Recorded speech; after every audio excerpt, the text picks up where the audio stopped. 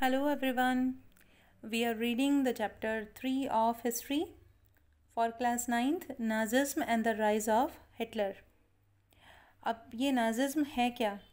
नाजिज़्म जो है एक आइडियोलॉजी है, एक सोच है, एक पार्टी की, जिसको हम इस चैप्टर में रीड करेंगे कि कहाँ से ये सोच आई और किस तरह से ये इनकलकेट हुई जर्मनी की सोसाइटी में. And the rise of Hitler. Hitler जो है एक बहुत ही प्रोमिनेंट फिगर है जर्मनी की पॉलिटिक्स का, और हमने नाम भी सुना होगा हिटलर का. तो ये हिटलर कौन थे, कहाँ से आए, किस तरह से इन्होंने रूल किया, वो सब हम इस चैप्टर में पढ़ने वाले हैं. मैं कहूँगी it is one of the most interesting chapter of your history syllabus, so please listen to it carefully. Let's start the reading. In the spring of 1945, a 11th-year-old German boy called Helmut was laying in bed when he overheard his parents discussing something in serious tones. 1945 की बात हो रही है. एक 11 years का boy है, उसका नाम है हेलमेट, और वो अपने बेड पे लेटा है और सुन रहा है कि उसके फादर मदर जो हैं, उसके पेरेंट्स जो हैं, कोई सीरियस बात कर रहे हैं.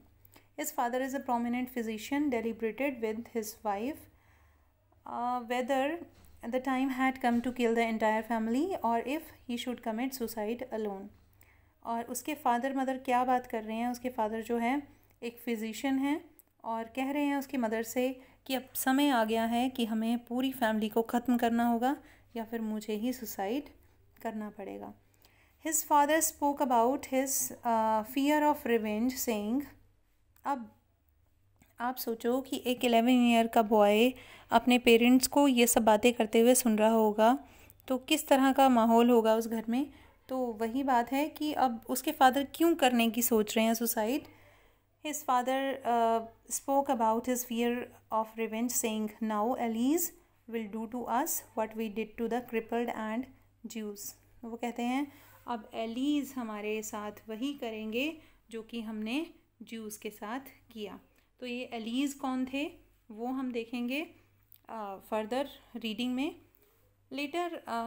अब उसके फादर जो हैं क्या करते हैं, ले जाते हैं हेलमेट को नेक्स्ट डे ही took Helmut to the woods. जंगल में ले जाते हैं where they spend their last happy time together singing old children's song. वहाँ पर वो गाना गाते हैं, खूब इंजॉय करते हैं. हेलमेट के फादर जो हैं, क्योंकि वो सुसाइड करना चाहते थे तो कहीं ना कहीं वो खुश कर रहे थे अपने बेटे को, तो वहाँ पर वो लास्ट हैप्पी टाइम स्पेंड करते हैं. And he took Helmut to the woods, ये हो गया. नेक्स्ट है later Helmut's father shot himself in his office. अगले ही दिन उसके जो फादर हैं वो अपने आप को ऑफिस में शूट कर लेते हैं. Helmets remembers that he saw his father's bloody uniform being burned in the family fire place. अब उन्होंने हेलमेट ने ये देखा था कि उनके फादर की खून से लथपथ जो यूनिफॉर्म थी उसको जलाया गया था. So traumatised was he by what he had overheard and what had happened. वो इतना ट्रॉमाटाइज हो गया था, इतना ज़्यादा उसके दिमाग पर असर हुआ था इस चीज़ का कि जो उसने सुना था उस दिन अपने फादर और मदर की कन्वर्सेशन, और उसके बाद जो है जो हुआ था, उसके फादर ने सुसाइड कर लिया था और वो बहुत ही डरा हुआ था. That he reacted by refusing to eat at home for the following 9 years. He was afraid that his mother might poison him. तो इतना डर गया वो कि उसने अगले 9 साल तक अपने घर में खाना खाना बंद कर दिया. क्यों किया? क्योंकि उसे डर था कि उसकी मदर जो है उसको जहर दे देंगी, पॉइजन दे देंगी खाने के अंदर. Although Helmut may not have realized all that it meant, his father had been a Nazi, a supporter of Adolf Hitler. अब जो हेलमेट को रियलाइज़ हुआ था कि क्या हो रहा था उसकी फैमिली में, उसके जो फादर थे वो नाज़ी के सपोर्टर थे. अब ये नाज़ी एक पार्टी थी जर्मनी की, और एडोल्फ हिटलर के भी सपोर्टर थे. एडोल्फ हिटलर जो नाज़ी पार्टी के मेन लीडर थे, और उनकी पिक्चर आप साइड में देख सकते हैं. एडोल्फ हिटलर, ये उनकी पिक्चर है. और एडोल्फ हिटलर के अब ये जो एक और पर्सन की इसमें पिक्चर है, Gables living an official meeting in 1932. ये गेबल्स हैं और इधर हिटलर हैं. तो दोनों की पिक्चर आप देख सकते हैं। गेबल्स के बारे में भी हम पढ़ेंगे। तो Helmut may not realise that what it means. तो एडोल्फ हिटलर के सपोर्टर थे उसके फादर, और नाजी पार्टी भी उन्होंने ज्वाइन की हुई थी। Many of you will know something about the Nazis and Hitler. क्या पता आप में से कुछ लोगों को पता भी हो कि हिटलर और नाजी कौन थे, बट इस चैप्टर में आप उसको डिटेल में स्टडी करेंगे। You probably know of Hitler's determination to make Germany into a mighty power and his ambition of conquering all of Europe. और हिटलर के दो डिटर्मिनेशन थे, वो जर्मनी को एक बहुत ही शक्तिशाली देश बनाना चाहते थे, प्लस वो कॉन्कर करना चाहते थे यूरोप को, पूरे यूरोप पर अपना अधिकार जमाना चाहते थे। You may have heard that he killed Jews. आपने ये भी सुना होगा कि ज्यूज़ जो थे, ज्यूज़ वॉज अ कम्युनिटी जो कि जर्मनी में थी, उन लोगों को वो मारते थे क्योंकि उन्हें वो पसंद नहीं थे। But Nazism was not one और टू आइसोलेटेड एक्ट्स। बट हम नाजिज्म ये नहीं कह सकते कि सिर्फ एक या दो बातों से नाजिज्म बन गया। नो, बहुत सारे ऐसे रीजंस थे, बहुत सारी ऐसी सोच थी जिसने नाजिज्म को इतना क्रूअल बना दिया। It was a system, a structure of ideas about the world and politics. ये क्या है Nazism? It was a structure of ideas. ये पूरे स्ट्रक्चर थे आइडियाज़ के जो कि कहाँ पाए जाते थे? जर्मनी में। और बहुत सारे लोग जो थे उस टाइम इन आइडियाज़ को फॉलो अप करते थे। Let us see why Helmut's father killed himself and what basis of his fear was.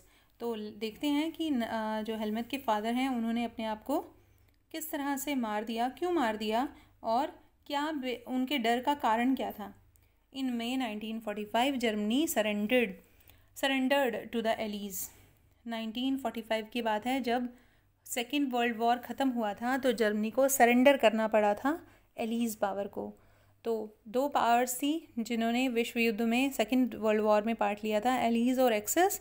तो एलीज़ पावर जो है वो सेकेंड वर्ल्ड वॉर में जीत गई थी और जर्मनी को सरेंडर करना पड़ा था क्योंकि वो एक्सेस पावर में थी। Anticipating what was coming, Hitler, his propaganda minister Goebbels, अभी हमने इनकी पिक्चर देखी थी, his entire family committed suicide collectively in his Berlin bunker in April. तो इनके जो ये मिनिस्टर रह चुके हैं ये Goebbels, और किसके मिनिस्टर थे? हिटलर की गवर्नमेंट में मिनिस्टर थे, और उन्होंने और उनकी एंटायर फैमिली ने भी क्या कर लिया था? सुसाइड। बर्लिन एक जगह है, उसमें बंकर में इन्होंने सुसाइड किया था। इन्होंने अपनी पूरी फैमिली के साथ किया था ये suicide. At the end of the war and international military tribunal at Nuremberg was set up to prosecute Nazi war criminal for crimes against peace, for war crime and crime against humanity. अब ये तीन चीज़ें आपने याद रखनी है और question भी आ सकता है इन पर। क्या क्या कि नाजी पार्टी को जब वॉर एंड हो गया तो इंटरनेशनल मिलिट्री ट्रिब्यूनल ने क्या किया था? नूरेमबर्ग में सेटअप हुई थी ये जो भी कमेटी है, किसके लिए सेटअप हुई थी? कि वॉर क्रिमिनल्स को सज़ा दी जाए। तो वॉर का क्रिमिनल ठहराया गया था जर्मनी को, और जर्मनी पर क्या क्या एलिगेशन लगे थे? वो था वॉर क्राइम का एलिगेशन था कि इन्होंने युद्ध की स्थिति पैदा की। दूसरा था क्राइम अगेंस्ट ह्यूमैनिटी के अगेंस्ट क्राइम था, यानी ये मानवता के खिलाफ काम करते थे जर्मनी में। और Germany conducts during the war specially those actions. अब ये सारे चीज़ें जो थी क्यों की जर्मनी ने, या क्या हुआ था जर्मनी में ऐसा, वो सब हम रीड आउट करेंगे। तो पहले हम इसमें देखेंगे कि एलीज़ पावर क्या थी। एलीज़ पावर अभी आपने ऊपर पढ़ा था ये शब्द। तो एलीज़ पावर क्या थी? The allied power was initially led by UK and France. Initially कौन थे इनके लीडर? लीडिंग कंट्री, ये कुछ नेशंस का ग्रुप था एक्चुअली। तो कौन कौन से नेशन थे इसमें? UK, France, USSR and USA. तो एलीज़ पावर की अगर हम बात करें तो एलीज़ पावर में यूके थे, यूके यूनाइटेड किंगडम, और फ्रांस था, यूएसएसआर था और यूएसए था। तो ये चार कंट्रीज़ जो थी एलीज़ पावर में थी। और उसके बाद थी दूसरी जो पावर थी, उसका नाम था एक्सिस पावर। एक्सिस पावर में जर्मनी, इटली और जापान थे। तो ये दो अलग अलग ग्रुप ऑफ पावर्स आई निकल कर सामने सेकेंड वर्ल्ड वॉर में। उसके बाद है जो जर्मनी का एक्ट था उसको क्या कहा गया, came to be called crime against humanity, raises serious moral and ethical question, जिसने बहुत सारे सवाल उठा दिए जर्मनी के खिलाफ world wide. What were these acts, अब जर्मनी में ऐसा हो क्या रहा था।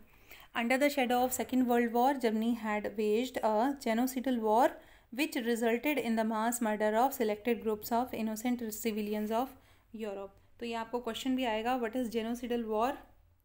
तो जेनोसिडल वॉर होती क्या है, mass murder of selected group of innocent civilian of Europe. जब जर्मनी में मास मर्डर यानी बहुत सारे लोगों का इकट्ठा बहुत सारे लोगों की इकट्ठी किलिंग होना, उनका मारा जाना या उनको जानबूझ के मार देना, इनोसेंट सिविलियन थे वो, लेकिन उनको सिर्फ इसलिए मार देना क्योंकि वो सिलेक्टेड ग्रुप से थे, उस ग्रुप को नाजी पार्टी वाले पसंद नहीं करते थे, इसीलिए उनको मार दिया गया और इस वॉर को क्या कहा गया, जेनोसिडल वॉर। तो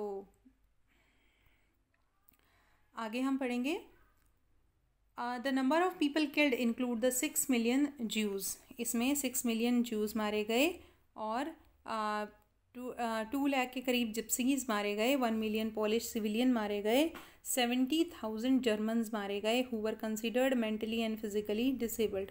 तो बहुत सारे जिप्सी, ज्यूज़ और पॉलिश सिविलियंस को मार दिया गया बिना बात के, बिना किसी कसूर के। इवन कुछ जर्मनी के रहने वाले लोगों को भी मारा गया क्योंकि नाजी पार्टी के अनुसार वो मेंटली और फिजिकली फिट नहीं थे, सिर्फ इसलिए उनको मार दिया गया। Nazi devised and unprecedented meaning of killing people, और मारने के लिए लोगों को बड़े अजीब तरीके नाजी पार्टी ने अपनाए, that is by gassing them in various killing centres like ऑशविज। ऑशविज जो है किलिंग सेंटर था नाजीज़ का, और उस किलिंग सेंटर में ये गैस चैम्बर में ले जाकर लोगों को मारते थे, यानी ग्रुप ऑफ पीपल को एक गैस चैम्बर में ले जाया जाता था, उसके बाद वहाँ जहरीली गैस छोड़ी जाती थी और लोगों को मार दिया जाता था। ये सुनने में बहुत अजीब लग रही होगी घटनाएं, बट ये वाकई में ही जर्मनी में हुई हैं और इसीलिए हम उसको इतनी क्या कहूँ मैं, इतनी प्रोमिनेंट ये इंसिडेंट्स हैं जर्मनी से रिलेटेड, और इसीलिए हम हिस्ट्री में इनको आज पढ़ रहे हैं। The Nuremberg tribunal sentenced only 11 leading Nazis to death, but जो सेटअप की गई, जो कम्युनिटी सेटअप की गई थी वॉर के क्रिमिनल्स को सज़ा देने के लिए, उसमें सिर्फ 11 नाजीज़ को डेथ की सज़ा दी गई, जबकि उन्होंने लाखों लोगों को मारा था। फिर भी जो क्रिमिनल्स थे वो कितने लोगों को ठहराया गया, 11 लोगों को, 11 नाजीज़ को, और दूसरों को जो है लाइफ इम्प्रिजनमेंट में डाल दिया गया। Many others were imprisoned for life. The retribution did come, yet the punishment of Nazis were short for brutality and extent of their crimes। ये ऐसा कहा जा सकता है कि जितनी निर्दयता नाजीज ने दिखाई थी दूसरों के लिए, उसके हिसाब से ये सज़ा बहुत कम थी। The Allies did not want to be as harsh on defeated Germany as they had been after the First World War, क्योंकि जो एलीज पावर थी वो उतना हार्श नहीं होना चाहती थी जितने कि ये जर्मन पीपल हुए, जर्मन नाजीज़ हुए फर्स्ट वर्ल्ड वॉर के बाद। अब फर्स्ट वर्ल्ड वॉर के बाद ऐसा क्या हुआ, फर्स्ट वर्ल्ड वॉर के बाद ही जर्मनी में ये सब होने लगा था। तो ऐसे कौन कौन से इंसिडेंट हुए जर्मनी में फर्स्ट वर्ल्ड वॉर के बाद, वो हम फर्दर रीड करेंगे इस चैप्टर में। Everyone came to feel that the rise of Nazi Germany could be partially traced back to the German experience at the end of the First World War. तो ऐसा मानना है लोगों का कि जब से ये नाजी पार्टी एग्जिस्टेंस में आई थी तब से ही जर्मनी ऐसे एक्सपीरियंसेस फेस कर रहा था। और इस पार्ट में इतना ही। नेक्स्ट पार्ट में हम फर्स्ट टॉपिक रीड करेंगे, birth of the Weimar Republic. Till then bye bye and thank you very much for listening me carefully, और होपफुली आपको ये पार्ट अच्छा लगा होगा। Bye bye.